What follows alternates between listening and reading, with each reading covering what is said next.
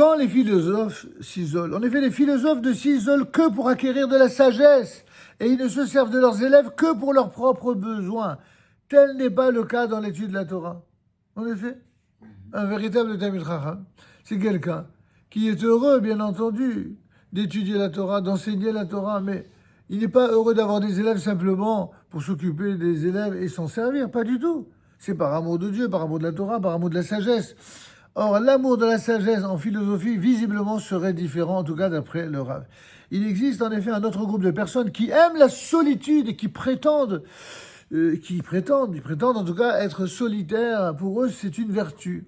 En l'occurrence, ce sont les philosophes qui aspirent à atteindre un haut niveau de sagesse par leur propre effort intellectuel. Contrairement à Hanor ou à Élie, c'est la suite de notre introduction tout à l'heure. Hanor ou Élie, qui se sont mis à part de la société des hommes par souci de sainteté. Or, les philosophes visent à une toute autre finalité. Le philosophe se retire de la société pour atteindre des niveaux intellectuels plus élevés et de grandes vérités pour trouver Dieu par l'intelligence.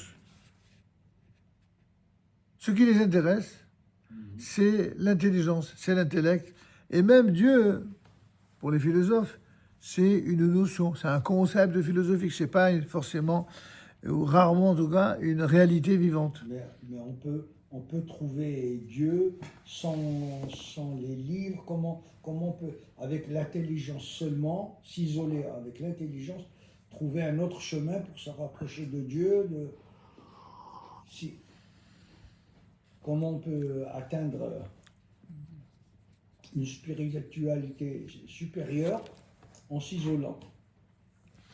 Je comprends votre question. J'essaie de suivre d'abord le plan du Rav qui nous dit que on a la différence entre un Talmid Chacham qui recherche Dieu par la Torah, par une transmission qui vient de Dieu, et l'autre uniquement par l'intelligence, par l'intellect. Et avec un risque, c'est de remplacer Dieu par le cerveau, par l'intellect. Et ça, c'est justement ce que l'on fait souvent reproche aux philosophes, c'est cela. C'est ça. Alors on va voir. Même ce genre de personnes, il faut en être conscient, existe dans le monde. Ces personnes possèdent une capacité intellectuelle qui est réelle, qui est puissante et qui est même bien développée. La profondeur de leur pensée leur permet de parvenir à la compréhension de notions importantes. Elles considèrent que la valeur et la grandeur de l'homme le mettent au-dessus du souci des affaires du monde et s'en occuper serait pour lui déchoir. Ils prêchent à éviter, autant que possible, les plaisirs du corps. Et, comme l'a dit par exemple Aristote, l'un des plus grands d'entre les philosophes, il dit que le sens du toucher est une honte pour nous. Le sens du toucher est une honte pour nous. Qu'est-ce qu'il a voulu dire par là? Le Maïmonide, le fameux Rambam, qui était un grand connaisseur d'Aristote et de toutes les pensées de son temps, eh bien, il cite Aristote dans le Guide des Égarés, la troisième partie au chapitre 8. Pour être en mesure de se consacrer à leur méditation, eh bien, elles préfèrent se couper de la société et de tout ce qui y touche. Ces fameuses méditations. Se préoccuper des affaires mondaines revient pour elles à perdre un temps précieux. Ça veut dire qu'il ne va pas trouver, justement, pour reprendre votre expression, de kiff à vivre en société, à vivre avec le monde. Lui, le kiff, ça n'est que, justement, se découper, complètement détaché du monde. Et pourtant, c'est ni dans un couvent, ni dans une retraite religieuse spirituelle, c'est un philosophe. Rabbi Yehuda Halevi nous enseigne une chose curieuse à propos de la relation des philosophes avec leurs élèves. Et elle est de nature à nous faire mieux comprendre une différence fondamentale entre la sagesse philosophique et la sagesse de la Torah. En fait, les philosophes ne s'isolent pas complètement, car ils gardent auprès d'eux des étudiants. à qui ils enseignent et avec lesquels ils discutent de ce qu'ils ont intellectuellement compris. S'il en est ainsi, ils ne s'isolent pas vraiment, ni ne se coupent de la société des hommes, puisqu'ils ont des élèves, donc ils ne s'isolent pas. Ils ont... D'accord ? Mais en réalité, cet état de fait n'est pas considéré comme la société des hommes. Pour eux, les élèves, ce n'est pas des hommes. Les élèves, c'est des élèves qui n'existent qu'en tant qu'élèves. Il n'y a pas là relation authentique entre les personnes, mais seulement un calcul utilitaire. Il y a dans la relation à l'élève, il n'y a de considération pour l'élève que parce qu'il m'est utile à trouver et à qu'un intérêt. Exactement comme à l'envers. Il y a des gens qui n'ont de considération pour un maître que par intérêt, mais sinon ils s'en fichent. D'ailleurs, dans les deux cas, ça existe. En tout cas, c'est ce que le Rav dit pour le philosophe. Un Talmid Chacham, contrairement au philosophe, il est toujours prêt à enseigner la Torah, même à quelqu'un qui ne veut pas forcément l'étudier. Et c'est peut-être frustrant, c'est peut-être déroutant, mais pourquoi ? Parce que pour lui, quand il veut enseigner la Torah, c'est pas uniquement pour révéler la parole divine, c'est par amour pour celui auquel ils vont enseigner. C'est pas pour utiliser celui auquel ils enseignent, mais l'inverse. C'est pour véhiculer une parole divine pour le bien de celui, justement, pour lequel ils ont une relation d'amitié, d'affection, etc. Parce qu'il n'a pas pour eux la Torah. Évidemment. La Torah, ils doivent la diffuser. Le philosophe doit avoir des élèves pour que le processus d'étude avec eux lui permette de grandir et progresser dans sa recherche. Il peut parler avec eux et partager sa sagesse et ses conversations, et leurs questions lui permettent d'atteindre une meilleure compréhension des choses. Cette méthode d'accroissement de la sagesse, elle est bien connue, même des sages du Talmud, qui l'ont pratiquée eux-mêmes. N'est-il pas dit, par exemple, que « Ve'amidi ou talmidi marbe » vous élèverez de nombreux sages. Ça veut dire que le fait d'avoir des élèves, c'est quand même un idéal aussi dans le monde rabbinique.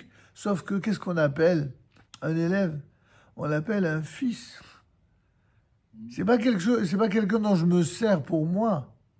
C'est quelqu'un à qui je vais donner. C'est pas du tout la même relation. L'étudiant doué... Comme un père à un enfant. Exactement. L'étudiant qui est doué, bien entendu, va rendre plus sage son maître grâce à ses questions, parce qu'elle l'oblige à formuler une réponse qui jusque-là était latente dans son esprit. De plus, il regardait, les maîtres du Talmud, il regardait d'un œil critique l'étudiant solitaire, quelqu'un qui étudie tout seul, sans ne jamais échanger avec des maîtres, c'est pas très bon. Donc voilà, ainsi, dans le traité Ta'anit 7a rapporte l'enseignement suivant. Rabbi Nachman a enseigné pourquoi les paroles des sages ont-elles été comparées à l'arbre, ainsi qu'il est dit, c'est un arbre de vie pour ceux qui s'y agrippent. La synagogue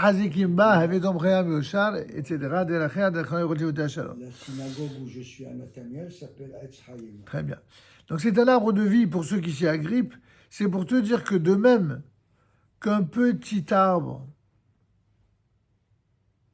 on embrase un grand, de même les élèves aiguisent l'esprit des sages. N'est-ce pas ? C'est pour ça qu'avoir beaucoup d'élèves, c'est en fin de compte aiguiser la sagesse du sage.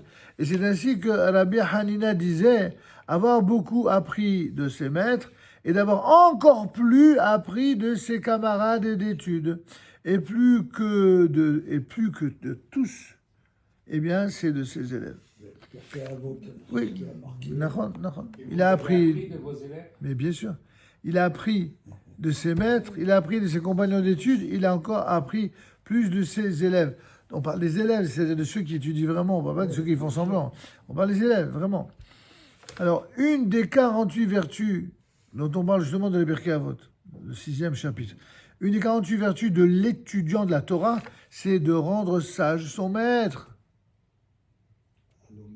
C'est ça, être un véritable élève. C'est pas être un insolent, un arrogant ou un stupide. Au contraire, c'est tout le contraire de ça. Un élève, c'est celui qui s'enrichit mais qui rend sage son maître. Ça, c'est un véritable élève. Mais là, ça reste... des questions bien sûr, des raisonnements... C'est les 48, une des 48, ça veut dire Oui. qu'il y en a d'autres avant. Évidemment. avant et après. Mais là, s'arrête l'analogie, car il existe en vérité une énorme différence entre l'élève d'un philosophe et l'élève du sage du Talmud. Le philosophe n'enseigne pas à son élève pour lui apprendre la sagesse et accroître ainsi la sagesse dans le monde. Il ne se sert de l'élève que comme un instrument pour sa propre amélioration et son propre développement. Il est possible que l'élève lui-même en tire profit d'ailleurs, mais tel n'est pas le but véritable du philosophe. Dans l'étude de la Torah, au contraire, c'est vraiment tout le contraire.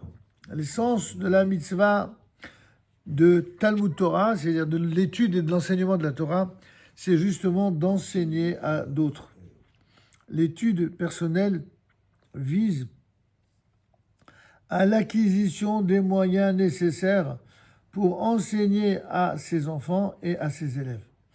Le verset de la Torah, qui est la source de cette obligation, dit « Tu les enseigneras à tes fils ». Voir Maïmonide, livre des commandements, etc. C'est la mitzvot, le 11e commandement. Tu les enseignes. Autrement dit, l'essentiel du commandement consiste à enseigner aux fils et aux élèves. Et puisque le maître doit apprendre pour pouvoir enseigner, alors sa propre étude n'est qu'une préparation à la réalisation de la mitzvah. Mais le philosophe aussi, il étudie pour enseigner. Je crois que vous ne suivez pas. Hein. Il a dit la différence. Bien sûr, il a dit la différence, mais on peut rapprocher que le philosophe aussi, non, quand il est, c'est pas ce que dit. C'est pas ce que dit le Rav. Le Rav dit que quand le philosophe, c'est pour lui qui fait ça. Ouais. C'est pour que lui, alors si bien entendu ça permet, comme il le dit, si ça permet à l'élève d'en tirer un profit, tant mieux. Mais c'est pas ça, c'est pas son rôle. Son rôle, c'est pas d'enseigner la sagesse, c'est de l'acquérir. Et nous sommes témoins de fait de la manière dont d'importants rabbins se dévouent pour la diffusion de la Torah et perdent, entre guillemets, apparemment leur temps infiniment précieux à donner des cours à des foules de gens simples, voire à des individus. Et ce, pendant le cours, ils racontent des anecdotes et même des plaisanteries. Ils ne considèrent pas ainsi déroger à leur rang honorable. Il n'y a pas de condescendance, au contraire. De leur point de vue, ce sont ces heures-là qui constituent même la finalité de toutes leurs études de Torah. Qu'est-ce qu'il veut dire par là, le Rav? Il veut dire que, attention. Dans la relation entre le maître et l'élève, quand il s'agit du Talmid Chacham, il y a vraiment une relation comme un père et un fils. C'est pour ça d'ailleurs que par 2 fois, il est fait mention de la mitzvah d'enseigner à ses enfants. Une fois, c'est ses enfants au sens yichus, c'est-à-dire au sens de la généalogie. Mais une autre fois, c'est dans le sens de tes élèves. Puisqu'il est dit, c'est le Kedet Shema que vous connaissez tous par cœur. Tu enseigneras à tes fils. C'est quoi tu enseigneras à tes fils? Je rappelle le Rambam. Elu talmidecha. Ce sont tes élèves qu'on appelle ici tes fils. Quand tu dis Vishinandam levanecha, il s'agit de tes élèves, tu les aimes, tu les considères comme tes fils. Tu leur transmets la Torah exactement comme tu veux donner le meilleur de toi à tes enfants. Ça, c'est Vishinandam levanecha. Ah, d'où j'apprends qu'il y a la mitzvah d'enseigner aussi à tes fils qui sortent de ton flanc. Alors il avait dit, il y a marqué Veodata levanecha velivne vanecha. Tu les feras connaître, on parle des enseignements de la Torah et des mitzvot, n'est-ce pas? Tu les feras savoir à tes enfants et aux enfants de tes enfants. De là, on apprend que c'est vraiment tes enfants au sens physique, au sens biologique du terme. Alors, et on peut dire d'ailleurs, mais s'il y a déjà écrit qu'il faut enseigner la Torah à tout le monde, quand tu es Talmid Chacham, et que tu les considères comme tes enfants, alors pourquoi on vient me dire un autre verset pour dire tu les feras savoir à tes enfants et aux enfants de tes enfants? Qu'est-ce qu'on vient de m'apprendre? Et il répond, d'ailleurs, le Rambam à sa propre question en disant, dans Ilchot Talmud Torah, de là tu apprends que tu as une mitzvah d'enseigner la Torah d'abord à tes enfants, avant tes petits-enfants, et à tes enfants avant tous les autres enfants des autres. Parce que c'est bien beau d'enseigner, de s'occuper de la communauté, mais si tu t'occupes pas de ton fils, même les rabbins, ils doivent enseigner la Torah à leurs enfants. C'est pas possible de s'occuper des autres, de pas s'occuper de ses enfants. Pourquoi c'est important de le rappeler? Parce qu'il y a des gens comme ça, qu'ils délèguent tout aujourd'hui. Ils ont tellement justement idolâtré la notion de kiff, que rien que pour pouvoir kiffer, ils préfèrent confier leurs enfants. D'abord c'est les nounous, puis ensuite c'est les profs, et puis c'est l'école, puis c'est l'école juive, la yeshiva, une chose, une autre. Et dans les seuls moments où ils peuvent vraiment transmettre, enseigner, partager, ils sont tellement crevés de tout ce qu'ils font, il n'y a plus rien. Ils s'en occupent pas. Ils s'en occupent pas. On le voit même dans certaines synagogues. Ils n'amènent pas leurs enfants. Et quand ils amènent, c'est uniquement dans les années où les enfants font du chahut, font du boucan. Et dès qu'ils grandissent, ça y est, on les voit plus. Ça prouve qu'ils n'ont rien compris à ce que c'est que l'amour d'un enfant et la transmission des valeurs de celui qui aime son enfant. Donc n'allez pas croire que ça va de soi. Un Talmid Chacham, il doit enseigner la Torah et il doit aimer les enfants, ses élèves, exactement comme ses enfants. Mais attention, aimer, c'est pas se servir d'eux, c'est pas instrumentaliser. Aimer, c'est aimer dans le sens propre du terme, noble du terme. Ça veut dire, quand vous aimez quelqu'un, vous donnez. On ne peut aimer que ceux à qui on donne, que ce soit sa femme, ses enfants, ses maîtres. C'est ça qui prouve qu'on aime, c'est quand on donne. Recevoir. Sans attendre le retour. C'est autre chose encore. Ça, c'est le problème, calculer, pas calculer. Mais c'est autre chose. Il y a beaucoup de gens qui ont des retours, même s'ils n'attendent pas de retour. Mais c'est pas la question ici. Et question de savoir, mais qu'est-ce que ça veut dire aimer? Qu'est-ce que ça veut dire d'enseigner? Qu'est-ce que ça signifie de transmettre? Transmettre, c'est aimer suffisamment pour consacrer du temps, alors que le gars, il pourrait gentiment aller sortir au restaurant, s'amuser. Il consacre du temps. Et ça, c'est effectivement. D'aller au restaurant aujourd'hui, on aurait pu Non, étudier ça fait partie de la vie, ça. Mais ça vous empêche pas d'aller au restaurant? Ça fait partie de la vie, ça. Vous mangerez à ma santé. Non, mais c'était très bon. Allez, très bien. Alors, bonsoir, à la semaine prochaine, si Dieu veut. On prendra la Mais- suite. mais